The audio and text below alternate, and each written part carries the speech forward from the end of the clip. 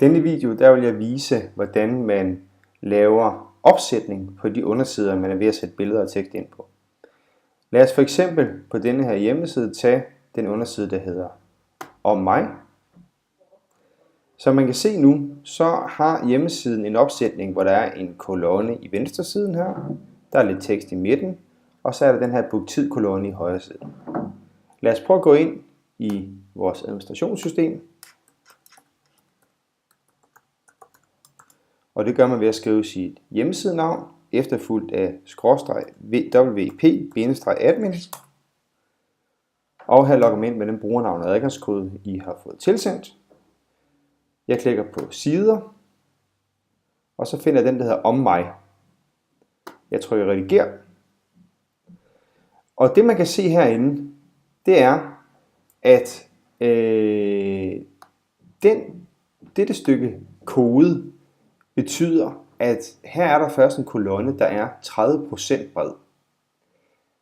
Den kolonne slutter lige så snart man ser det der tegn. Det vil sige, at det vi kan finde ud af her, det er, at det her billede, der er lagt ind imellem her, det ligger i den første kolonne.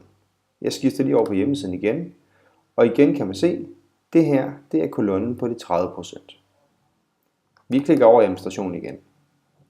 Den næste kolonne kan jeg se, den starter der. Den er 65% bred. Og her står der, mit navn er Mette Brandt, osv. Og det går helt ned til der, hvor der er den her slutdiv igen. Og hvis vi skifter over til hjemmesiden, så kan vi se, at det er den her kolonne, der er 65% bred. Den sidste kolonne med book tid, det er en standardkolonne, der er på alle undersider. Hvis jeg nu klikker ind på online kurser for eksempel, så vil I kunne se, at den kolonne stadigvæk er der. Det vil sige, at det man skal bekymre sig om, når man opsætter undersider, det er at lave eventuelt 2 kolonner, eller slet ikke skrive noget, og dermed vil der bare forblive 1 kolonne. Man kan altid gå ind på en af de undersider, der har kolonner af ens egne, og så se den kode, der er brugt, hvor der står, hvor bred kolonnen er. Og så kan man kopiere og sætte den kode ind på en ny underside, hvis man ønsker kolonner.